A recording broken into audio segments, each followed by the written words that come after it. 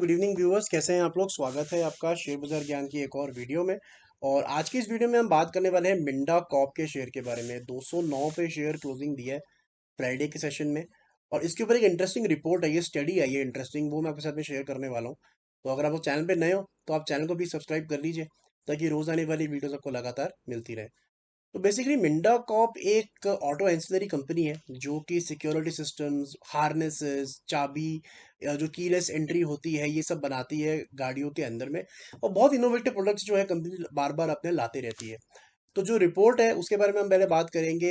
पहले तो हम लोग जो Q2 के नंबर्स हैं उसके बारे में हम डिस्कस कर लेते हैं। तो अगर हम सेल्स देखेंगे जो मिंडा को हमने प्रेजेंट करे हैं सेकंड क्वार्टर के नंबर्स के अंदर में, 1147 करोड़ का जो सेल है, ये आज तक का हाईएस्ट रेवेन्यू है मिंडा कॉप का एक क्वार्टर के अंदर में।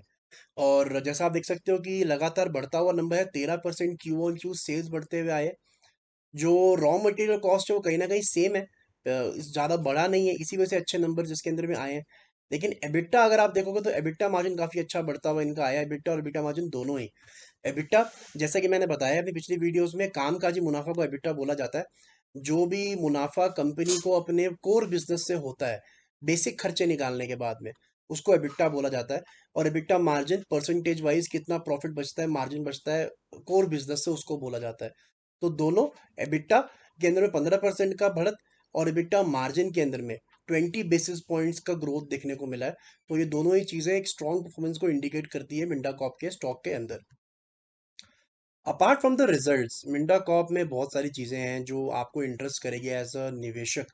देखिए, 58% से ज़्यादा जो रेवेन्यू है मिंडा कॉप जनरेट करती है अपने टू व्हीलर और थ्री व्हीलर सेगमेंट से। जो भी अपने कंपोनेंट्स ये बनाती है, मिंडा कॉप गाड़ियाँ नहीं बनाती है, लेकिन जितनी भी गाड़ियों के अंदर में कंपोनेंट्स लगते हैं उसमें इनका अच्छा मार्केट शेयर है। तो टू व्हीलर, थ्री व्हीलर, ये सारों के अंदर में 58% सेल इन्होंने रजिस्टर करी है। लेकिन अब क्या है कि जो सेमीकंडक्टर चिप की शॉर्टेज है वो धीरे धीरे कम हो रही है, तो इनका डिमांड राइज होगा। और इसकी वजह से ये माना जा रहा है कि आने वाले समय में अच्छा रेवेन्यू कंपनी करेगी। ऑल ओवर ऑटोमोटिव इंडस्ट्री को अगर आप देखोगे तो 22.5% पूरा ऑटोमोटिव इंडस्ट्री ग्रोथ हुआ है इस फर्स्ट हाफ के अंदर में।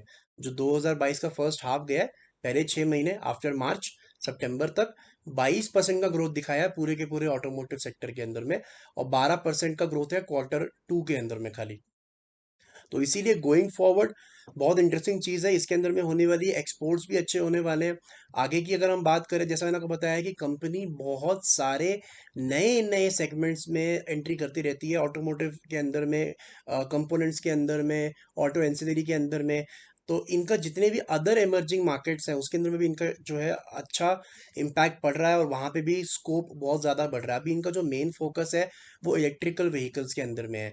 ये battery chargers, DC converters, BMS modules, motor controller, sensors, सबके अंदर में प्रोडक्ट्स लेके आ रहे हैं। और साथ ही साथ में इनका जो एमिशन सिस्टम है उसके अंदर में ये वायरिंग हार्नेसेस, कंप्रेसर हाउसिंग और पावर ट्रेन सेंसर्स के ऊपर में भी काम कर रही है कंपनी। तो बेसिकली इनोवेट करती जाती है और आगे बढ़ती जाती है।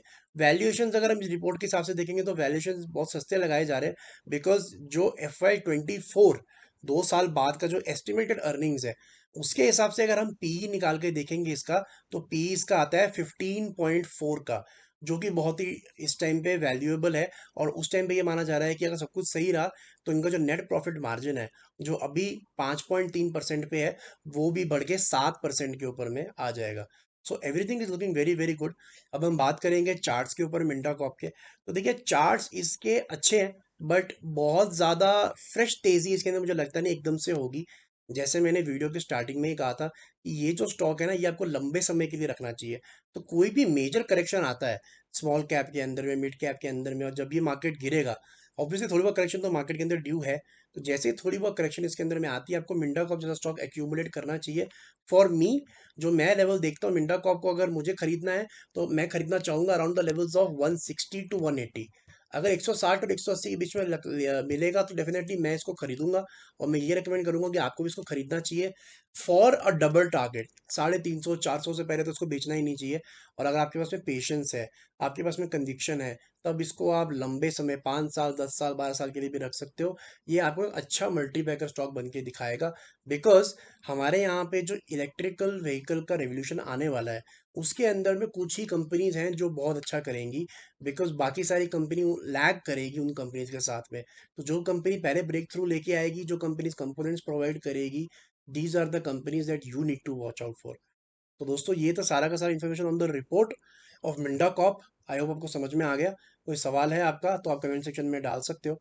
मैं मिलूंगा आपसे अपनी अगली वीडियो में, तब तक आप अपना ख्याल रखें and all the best guys.